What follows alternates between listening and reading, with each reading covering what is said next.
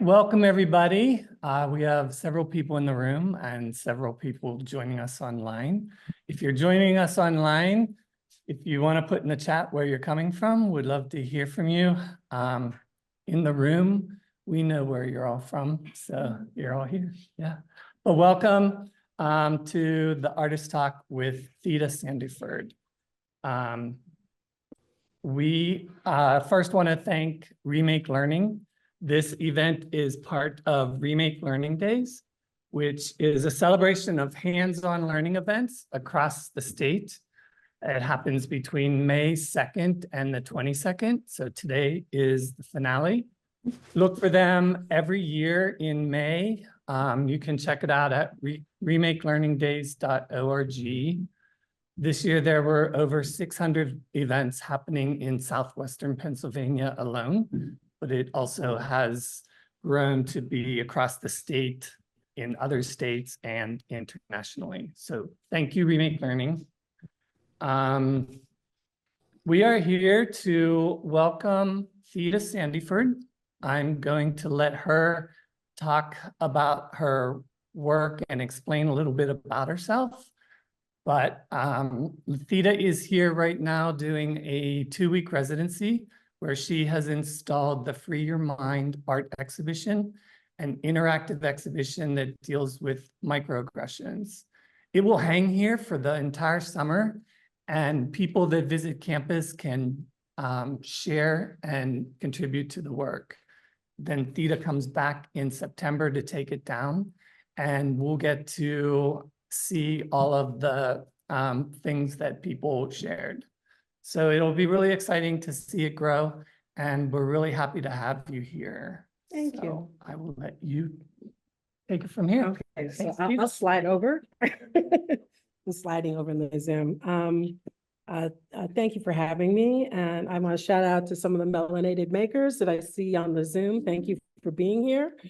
All right, so I'm just going to tell you, I'm going to take you through some of my influences, my practice, and then we're going to save plenty of time for questions, okay?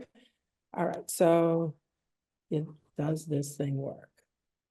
Yes, it does. Okay. I learned to love textiles from the women who raised me. So my Polish maternal grandmother taught me to sew. And she believed that every proper young lady should know how to darn socks, sew a button, and knit a scarf. Those were the 3 main skills she gave me. My mom taught me macrame and embroidery, and she was also my Girl Scout troop leader.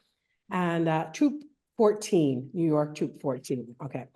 I still use all the skills I learned as a Girl Scout in my practice today. And that includes baking, basket weaving, crochet, gardening, and foraging. Reconstructing thrift store finds into new garments started my practice of upcycling textiles and remixing found materials. In my teens, there was not a garment safe from my bedazzler. My love of color, glitter, over-the-top bling bling comes from my Caribbean heritage and my obsession with Michael Jackson's glove. My dad's family is from Barbados and Trinidad. My Aunt Terry was well known for her design and skill in making Caribbean carnival masquerade costumes. As a kid, I spent my summers sewing sequences on G-strings, making feathered wings and ornate bedazzled headdresses to help her fulfill her orders for West Indian Day Parade in Brooklyn. As a kid, I honestly did not appreciate the skills I learned in Aunt Terry's sweatshop. Today, this is the skill set I use the most in my practice. I often feel powerless and unable to confront subtle acts of bias. I find that when I do speak up, I face the consequence of being labeled an angry Black woman. And so for years, I kept my mouth shut and swallowed the pain. And in 2004, I transitioned from talk therapy to art therapy to process this long-held racial trauma. And I learned how to channel my emotions and heal these wounds. Working with my hands in a repetitive manner allows me to enter a deep meditation that disappears anxiety. As I delved deeper into long-held trauma, I found relief. And I began to think about the transformative potential of my work, not only for me, but for what other people could get for themselves by interacting with my work. And this prompted me to consider how my work could facilitate collaboration with specific social contexts as the creative output, rather than the creation of a traditional art object.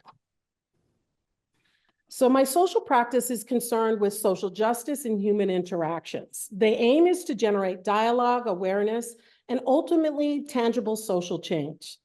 Have you ever been followed by a security guard while shopping?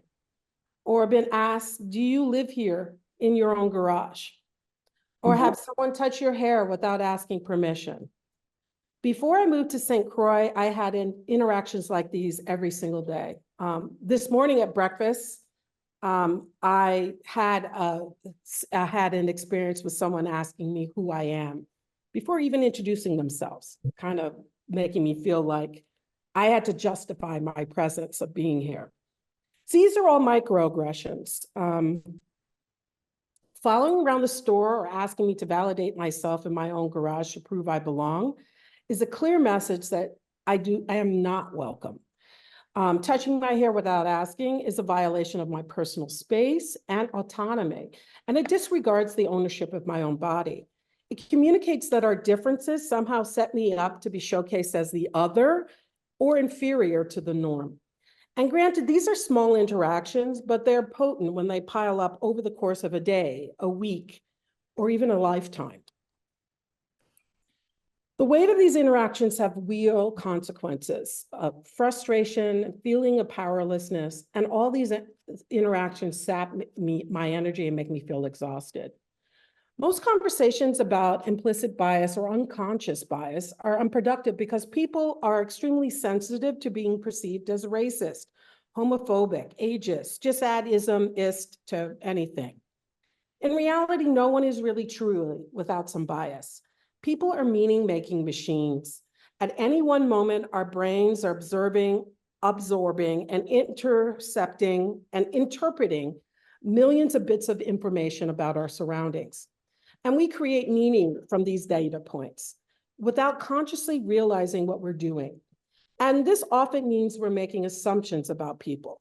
I channel these conversations into my work. This work is called Politics of Hair, and it's from a series called I Am My Hair, which there's some examples of work that I'm doing here at Touchstone in this series. Black hair has long been politicized. Braids, locks, natural hair are not considered professional by Western standards of beauty. And as a child, I was sent home from school because my afro was distracting to the other kids at school. And as an adult, I had to press my hair straight so I would appear professional and actually could be heard in meetings. I started to make this work in response to people touching my hair without my permission. So with this work, I invite the audience into off-the-wall conversations about microaggressions against Black women and our hair. These soft sculptures are designed to visually entice the viewer to touch, while their placement in a white box gallery is a reminder not to touch. And the irony of this brings me great joy. Here I custom dyed 1-inch thick rope using bright yellow ink, used jacquard ink, and then wrapped and knotted it with ribbon, pom-pom trim, yarn, and vintage fabric from a 1960s block print tapestry that hung in my college dorm room. Yellow Galfriend speaks to the conversations that I had with my aunts about not getting too much sun at the beach. Death by 10,000 paper cuts. This is transitional work for me.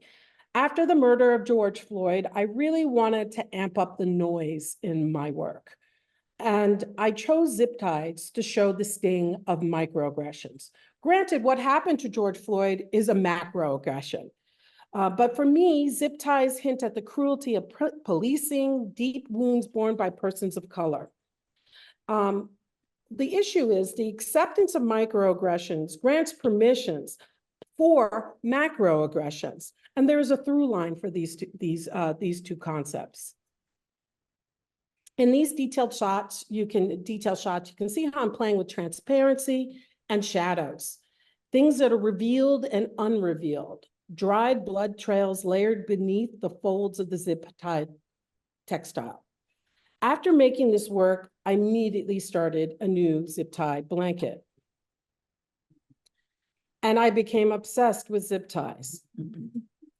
The piece came together in a moment of serendipity when I took a break from affixing the zip ties and draped the blanket onto the chaise in my studio. And I knew right then that the chaise and the zip ties belonged together. I still miss having a chaise that I could relax on in the studio, but I felt that the piece was more important, that the pieces continued together. This work has won several awards. Racial gaslighting hides in plain sight in everyday conversations. So it subtly shifts the conversation and dialogue from the racist topic at hand onto me, the accuser, forcing me to question and reassess my response to racism rather than the racism itself. Are you sure that was about race? I'm sure they didn't mean it that way. These comments are a convenient way for people to avoid uncomfortable conversations about race. The questioning, twisting, and undermining of my truth manifests in insomnia and anxiety for me. So if you hear me knocking around at night in the dorms, that I'm processing stuff. When engaged in these conversations, I feel like I'm playing a game of chutes and ladders. For every step forward, there's 2 steps back. This work will be at the American Tapestry Association's exhibit Beyond Tapestry, expanded at the DePaul University later this year. For this zip tie series, I've also completed 2 chandeliers, a dining room table with 4 chairs, and a bunch of crowns that when these crowns are displayed in the installation environment, there'll be speakers within them. So that as you move throughout the space, the speakers will trigger off when you will hear the microaggressions being spoken to you. Also in the environment, the projections of what is being said will project onto people's bodies so that they can actually hear it, feel it projected onto the body, and see the impact of it in the room. So this work will be a full apartment. Imagine an entire apartment installation covered in zip ties, and it will be at the Museum of African Diaspora Arts in Brooklyn in late 2025. Hopefully, we can make some real meaningful change out of that. Okay, so a little bit about Free Your Mind. This is an ongoing project that I've been working on since 2021, and it's a collection of personal narratives. Participants are invited to share a personal experience with implicit bias to release the story from their narrative. It exposes implicit bias, unconscious bias to provide a release for both the participant and the viewer. It's your participation that makes the work come alive with possibility for transformation. So if you feel any hesitation about participating, please put that to the side. Even if you've overheard or observed something, please put it on the ribbon. Many participants feel like they feel seen or acknowledged while interacting with the work. And some say they see statements they may have made without even realizing the impact upon others. And still others say they never experienced microaggressions. That's a BS. I'm calling you out on it. There is no one in this room or on this Zoom that has not experienced it. Everybody's experienced it. This is a universal issue. So I experience microaggressions might be different the way you do, but we all experience it. As a project travels, I'm noticing common things emerging in the story ribbons, clustered in very specific neighborhoods. My goal is to tour this to all 50 states. It's here at Touchstone. It will open at the Delaware Contemporary on June 7th. And I'm actively looking for more locations and recommendations where the work can be installed. I've been applying for grant money to expand its potential for meaningful change. I plan to create an interactive website to document the project, its participants, their stories, and overlay that with census data to provide some insights into the bias trends prevalent in local communities. And I'm also working on a book on the project. I'm about halfway through writing the book. As an empath, facilitating the release of other people's microaggressions can trigger my own emotional baggage, specifically related to racial trauma. And we all carry emotional baggage. Naturally, this manifests differently for each of us. I have shopping carts full of pain and bitterness that I'd like to get rid of. So people have long and complicated relationships, an emotional relationship with shopping carts. There's lots of meaning here. Breakdown of domesticity, impoverishment, homelessness, suburban decay, dissolution of trust between parent and child.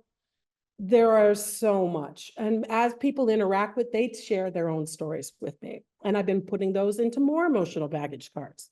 To date, I've made more than 30 of them, and I'm still making them.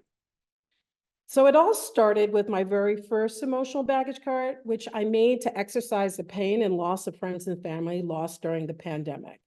And that very first Christmas, when I started writing my Christmas cards and I realized I was writing names and crossing off the names of people who were no longer here, I became overwhelmed by the grief that I hadn't processed because there were no funerals. There was really no way to release all of that.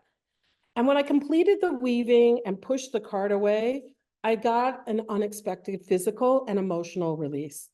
I literally felt the anxiety lift off my shoulders, up through my head, and dissipate. So if anyone has done yoga, they always say, lift up through your head and release the pain, right? Yes, yoga. I could never get that to work. Somehow that doesn't work for me, but I finally got that's what the yoga instructor was saying, because when I pushed the card away, that's what I got. And so these baggage cards serve to separate myself from disempowering experiences and to create a new possibility for myself, free from constraint. My emotional baggage cards are designed to draw people in and spark their curiosity while asking them to look within and recognize the emotional baggage they themselves might be carrying.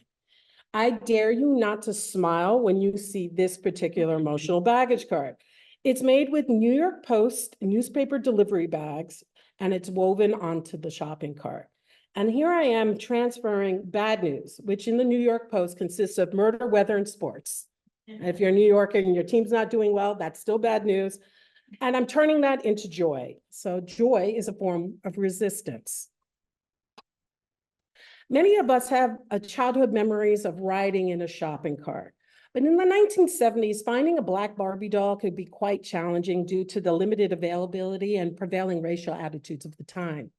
And for children like me who wanted a doll that reflected their own appearance, options were scarce. Many toy stores carried a limited selection of Black dolls, and those that were available faced issues like lower production qualities, less prominent shelf placement, and sometimes higher prices compared to white dolls. Societal norms and prejudices influenced both the production and the marketing of dolls. And granted, so things have changed somewhat, but at the time, toy companies were hesitant to diversify their product lines due to concerns about profitability and the fear of backlash from consumers who were not ready to embrace racial diversity in toys. Where's Malibu Christie was the Black doll that my mom spent forever looking for and could not find. She called stores. There was no eBay. There was no Google. There was no Amazon. She literally was calling toy stores. The country couldn't find this doll for me. So I used all these vintage Barbie dolls to kind of express that experience. So in the beginning of the pandemic, I bought an off-the-grid compound in the rainforest of St. Croix, home, and I've been refurbishing ever since. This is my studio.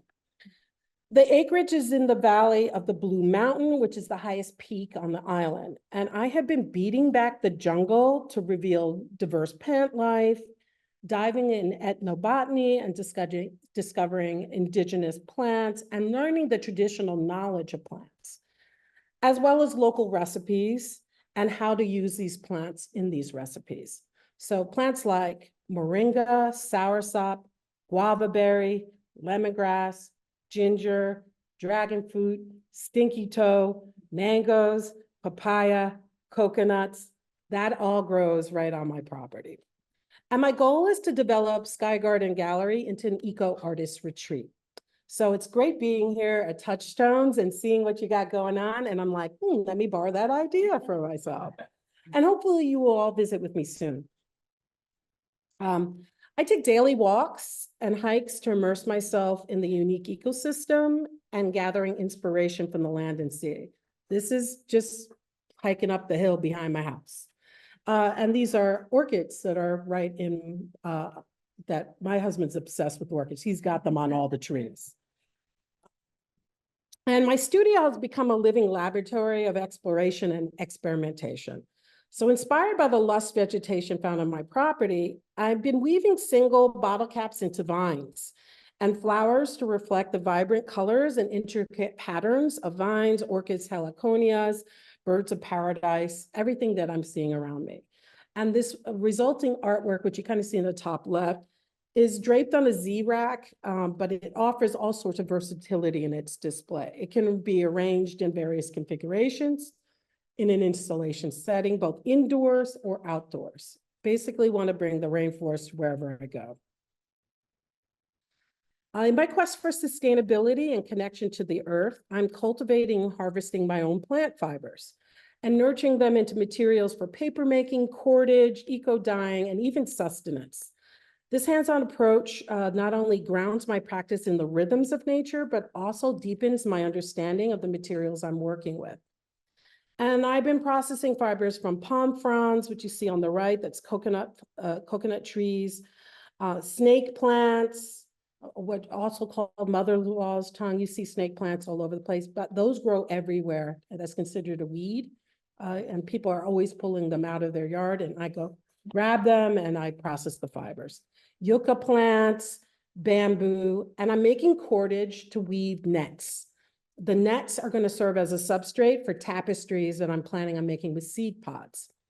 So natural fibers are subject to factors I cannot control. They force me to slow down, and I'm learning patience. And as a New Yorker, that is saying something, because I'm used to having everything immediately right away. And when you're dealing with nature, nature does what it wants to do. Here you can see mahogany seed pods on the left, and then the flamboyant seed pods, so flamboyant from the flamboyant tree. You'll see flamboyants throughout Florida, throughout Latin America, and throughout the Caribbean. They originally came from Madagascar, and the seeds were brought over when enslaved peoples were brought over. And so now this plant is everywhere. It's incredibly beautiful. And so I'm processing these things for a new series of tapestries. And I boil all the pods to kill off any critters. And then I coat them with the slurry of watered down matte medium to seal and strengthen the pods. And that's what the white stuff is that you see on the pods over on the right.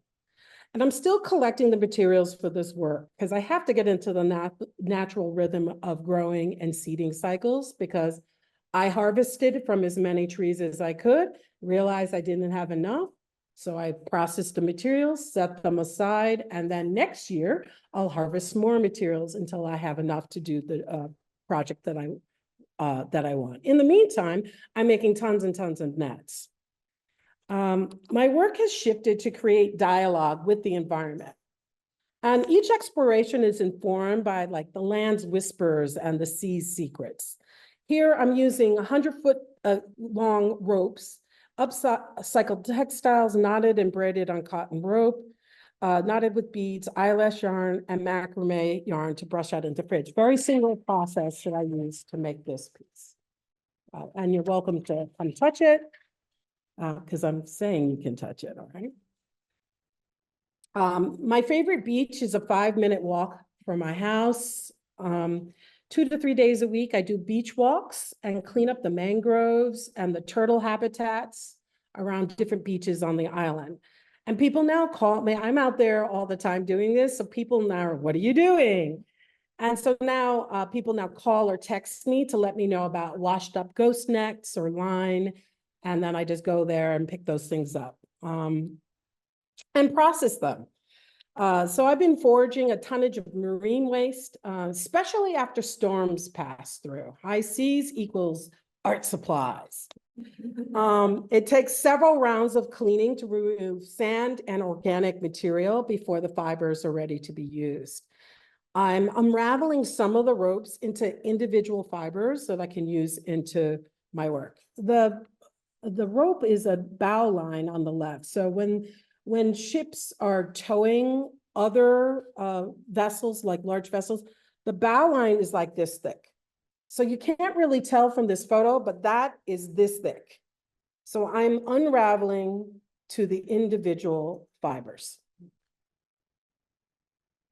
And this is what I'm doing with it. So my soft sculptures have gotten a little bit more complex with the addition of the marine tow line and cowrie shells and other natural items I'm finding in my walks. And while I continue to, this is really a continuation of making work celebrating Black hair traditions, it's now moving in a slightly different direction based on the available of materials. This is not something I really said before, but pretty much every single thing I'm using is donated materials. I really don't buy things. I occasionally buy things, but 80% of my materials are either donated or found. So my current journey is being guided by themes of African diasporic knowledge and trauma embedded in colonial and environmental memory. This new installation work includes videography, audio soundscapes that will accompany soft sculptures that is going to incorporate pottery found on these historic sites. This pottery dates from the late 1700s, and this large piece here is from like 1890. I actually had someone date all this pottery for me, so I knew what time frame it was coming from. I've also been doing research into the location. So this is on an old plantation that was harvesting sugar, and I'm learning about who owned that plantation during that time frame, their background, how they interacted with the enslaved population, and I plan on putting that all into the work. This is new work for me that I've been doing this research going the last several months. And I'm out here doing like this archaeological dig in these various sites. This is in the rainforest and it's being uncovered. So if you are walking by, you won't even notice it. And if you're not sure what you're looking for, you just see a pile of rocks, not even realizing what it actually is. So I'm looking at cultural anthropology of the enslaved population in St. Croix, and I'm intertwining the realms of ethnobotany, archaeology, and craft. And through this sort of immersive engagement with the medicinal plants, the shards of pottery, the hidden ruins reclaimed by nature, I'm unearthing stories and traditions of a very resilient people. In so navigating an intricate web of ancestral wisdom, historical wounds, and questioning how these narratives have been both preserved and obscured within the natural world. Through this new series of work, I seek to unearth hidden stories, giving voice to complex identities and sacred sites of significance. So ultimately, my work is about the celebration of alchemy that occurs when disparate locations and materials are assembled to create something new, more beautiful, and more purposeful. All right. I'm going to stop sharing. Oh, hi, Anna. Nice to see you. I see, but and there's another Ann on here on the Zoom. All right, and Tracy, Zachary, Diane, Anita, Judy, thank you all for being here on the Zoom. And I'm wondering, are there questions in the chat or in the room? Let's see. If you have questions in the chat, please put them in here. I have a question from behind the curtain. From behind the curtain. Okay, Oz, let's go.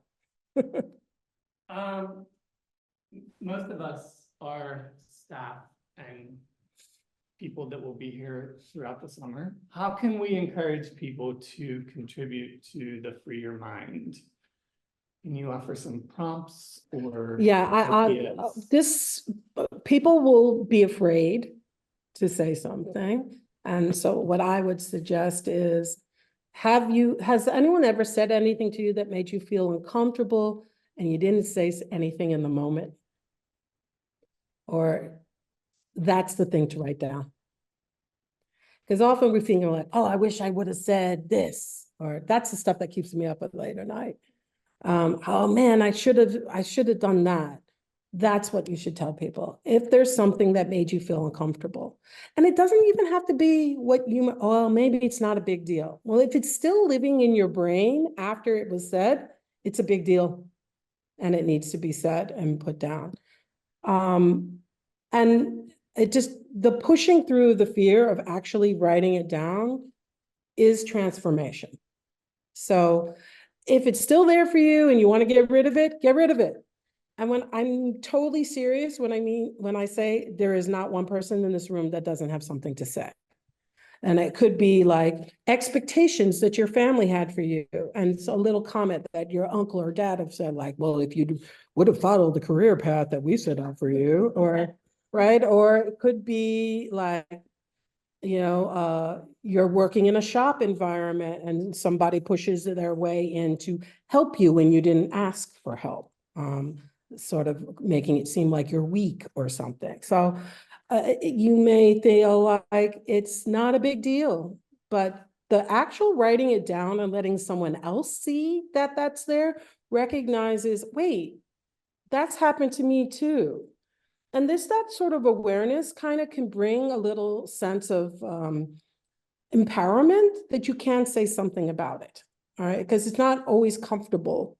Like I say, anytime I bring something up, people are just like, oh, that bitch, this, that, and the other, or, oh, she was aggressive. And I'm pretty even tone. I'm not really aggressive, but if standing up for myself is aggressive, then I'll be that. Yeah, and I think everybody else should too. The other day you talked about the difference between a microaggression and a macroaggression. Can you give an example? Okay. George Floyd getting murdered, macroaggression, killing somebody, microaggression, oh, well, he was on drugs. So that sort of implies that he deserved it. That's a microaggression. So because of that microaggression level, we think he's on drugs. So therefore that justifies excessive force that ultimately led to his death. That's the distinction.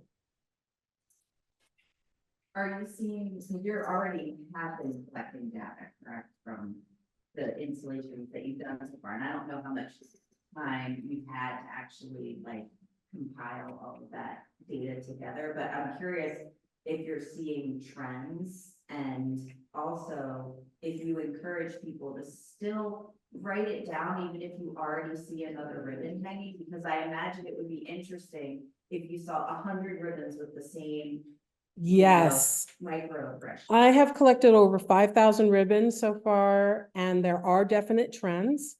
And that's when I realized, oh, I need to overlay the census data because I can't just, I don't want to make generalizations on the trends. I want to talk about the trends in specific communities. And then when I report back on the data to either the community center, gallery, or whatever organization is displaying the work, they have actionable information that they can use to put together programming that will kind of like, let's shine a light on this topic. So in Indianapolis, there's a lot of generational trauma. And a lot of the conversation was about, what families say to one another that can be disempowering. And, I love my mom, I love my dad, but they said this thing that made me feel kind of bad.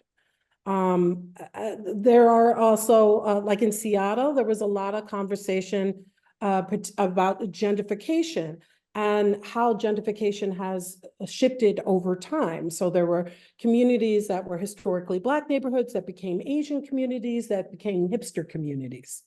And so there's a lot of dialogue about what that transformation looks like over time. And so that's very unique to that community. And so when they got their information back, they were able to look at what kind of programming can we do in Seattle to address these issues.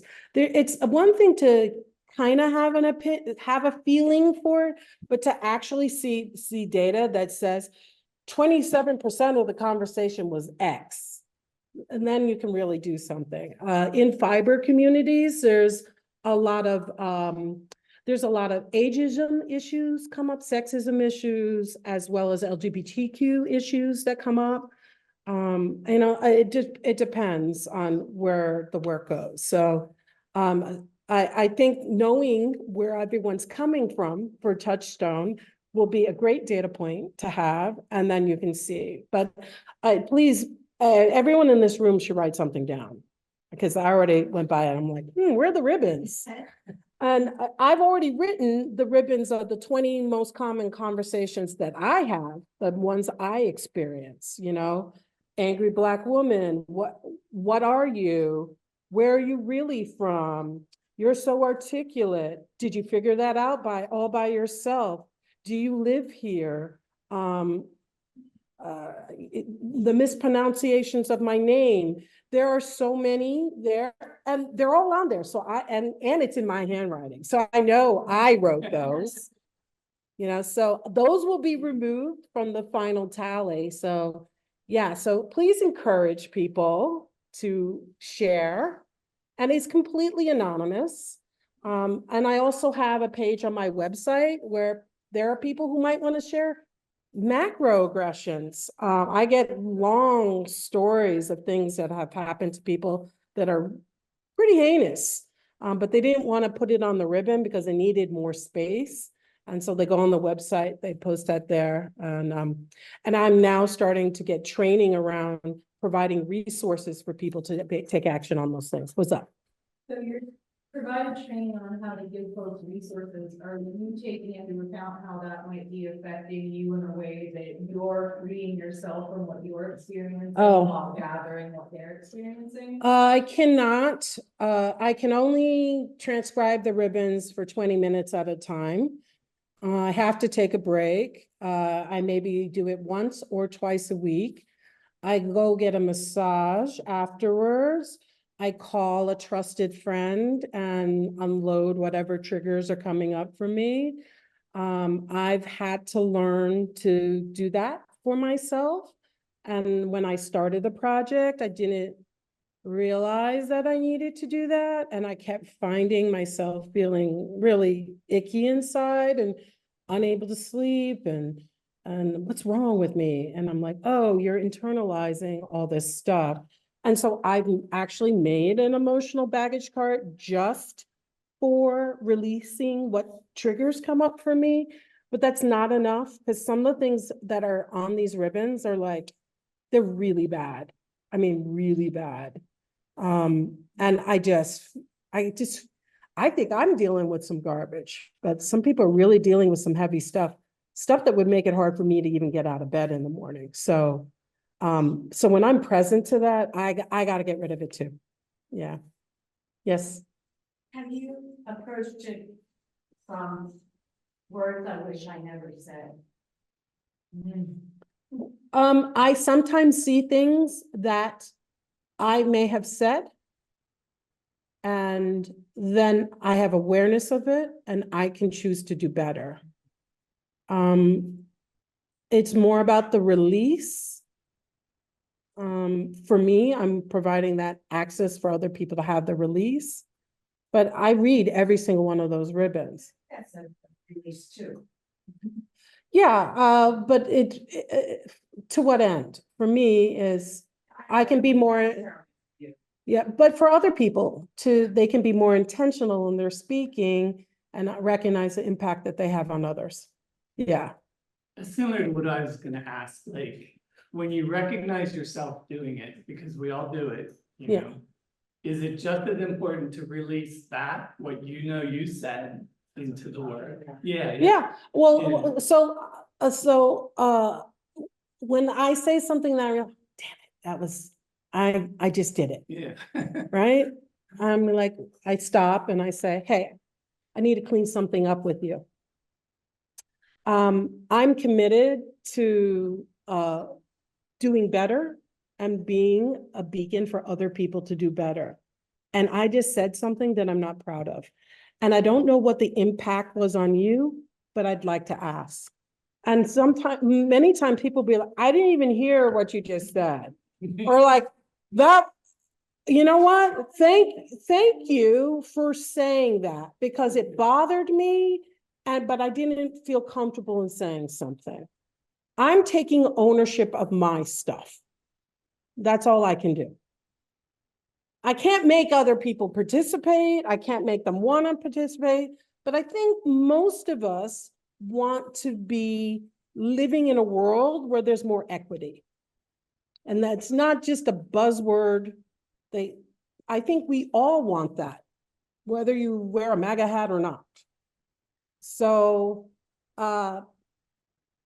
it just looks different for people. So just take ownership of your stuff. It'd be interesting, have you thought about doing, like, go visiting the same sites however many years from now? Yes, I'm in dialogue with a couple of locations to come back, particularly in neighborhoods that are experiencing gentrification, because the community changes, so the conversation changes. I've also put the work in communities that has not what we think of gentrification, right? We think of gentrification as wealthy people of means moving into a neighborhood, moving out blue collar, black, you know, whatever it may be. And in some instances, there are communities where BIPOC individuals of means are moving into a community and changing that community. And so people are like, well, that's not gentrification. Well, actually it is. It just looks different. And so I'm looking at those type conversations that come up in those communities. We have a comment and a question in the chat. Tracy says, it's really inspiring to hear how you have combined all your life experiences into your work. Tracy is a fellow Girl Scout and macrame artist. Girl Scouts forever? Connecticut. And Anne asks, what are the sources where you find your courage to speak your truth through your art? Thank you, Anne. People like you. So Anne's on this amazing adventure, like she's just traveling all over the world and she runs a fiber shed. She's just so cool. And she creates community. Actually, people who create community inspire me because there's more than this. There's more than just my experience. So I'm really inspired by other people. I'm inspired by my experience, good, bad, or indifferent. It's still something to get. So again, I'm inspired by the natural environment. I have more nature now, and even here, there's so much nature than I did before. Like, you know, the nature I had before was like rats and pigeons, you know, rats, pigeons, and roaches. That's what you get in New York. But to see the diversity of what is in the environment, it's so inspiring. It's just like, wow, you know, this is by design. We're not here by accident. These things are not by accident. So, and I'm here too. So that's not by accident either. So yeah, I'm inspired by community and what I see in the day-to-day life and just materials. I'm like someone that walks down the street and sees something that other people might see as garbage. But to me, like, I was like, ooh, that could be a bead, or that looks like an effigy, that's some sort of like ancient totem. And people were like, that? And I'm like, yes. And then I take it and make something, and they're like, wow, was that the thing you picked up off the street last week? Yes. See, I see things that other people don't see. And I like to surround myself with people who are like that, because then I get to see more than I would see on my own. It's like living in a kaleidoscope. Anyone else? We get it. Yeah? The people in this. Okay. I think the people in the Zoom get it too. All right. Nobody else? I just really appreciate that you're here sharing all of this with us, and, you know, community, we always say we build a community each week, each session here at Touchstone, and I think that is what we all love about this place, and love bringing in voices like yours to be a part of that. Well, thank you for having me and letting me be a part of this community for these 2 weeks. This whole summer, I get to be a part of the community.